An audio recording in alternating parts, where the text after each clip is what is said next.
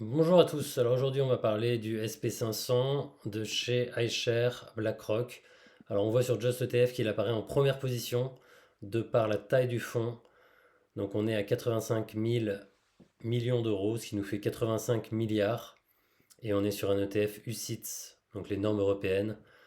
Certains ETF de chez iShares sont encore plus gros. Mais ça c'est ce qu'on va avoir de plus gros accessible en France. Alors, le voici cet ETF. Alors, quelles sont les caractéristiques? Alors, j'ai voulu vous montrer un ETF à réplication physique qui détient véritablement les sociétés. Donc, il n'est pas disponible sur PEA. Vous n'allez l'avoir que sur compte titre. Éventuellement, peut-être dans des enveloppes d'assurance vie. On est donc à 0,07% de frais annuels, donc ce qui est vraiment très faible. On a des frais extrêmement bas. On est capitalisant, ce qui est une très bonne chose quand on est sur compte titre, pour éviter de payer la flat tax sur les dividendes chaque année. On n'est pas concerné, là les dividendes sont réinvestis automatiquement.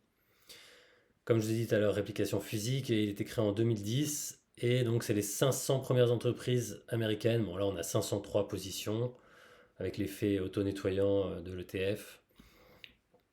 Alors les premières positions, donc là on a le graphique. On va pouvoir le comparer d'ailleurs à un equal weight pour ceux qui ont peur d'être trop concentrés. On va pouvoir regarder un SP500 Equal Weight, je vais en reparler tout à l'heure, qui est moins performant, mais vous allez avoir moins de concentration sur les entreprises type Apple. Bon, là, on remonte que jusqu'en 2022. Alors, donc, les 10 premières positions pour cet ETF. Donc, on a Apple en numéro 1 qui représente 7%, Tesla qui a dégringolé à 1,58%. On a Alphabet, donc Google, on a Facebook, Amazon, Microsoft, Nvidia, on a Berkshire Hathaway, donc ça c'est Warren Buffett.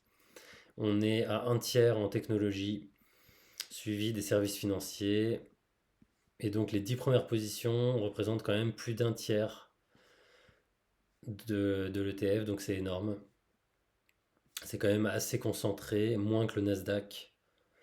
Alors, donc c'est pour ça que j'ai voulu vous montrer à côté un ETF équipondéré qui va avoir des caractéristiques intéressantes pour ceux qui ont peur de la surconcentration. Vous allez avoir sur un équipondéré Ralph Lauren qui va être au même niveau que Apple, c'est-à-dire je pense autour de 0,20% par société dans l'ETF.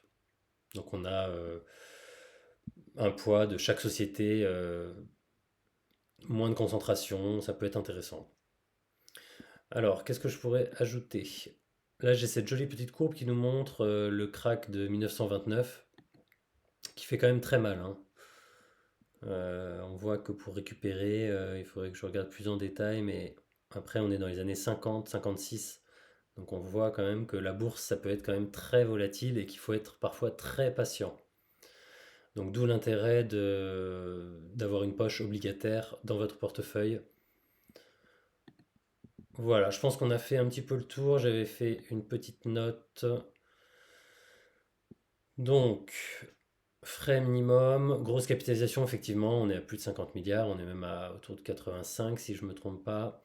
On a un ETF domicilié en Irlande, ce qui est intéressant pour iShares, BlackRock, pour gérer la fiscalité des dividendes.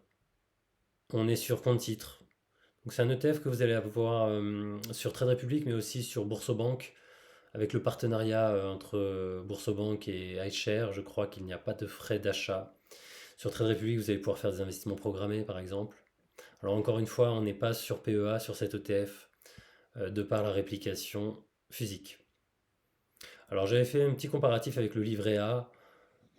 Bon, dans le cas où le marché se porte bien, il faut évidemment tenir compte de la volatilité.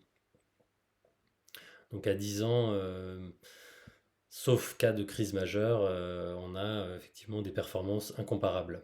Et plus encore sur le très long terme avec l'effet boule de neige. Voilà, je pense que j'ai terminé la vidéo et je vous souhaite une très bonne fin de journée ou matinée.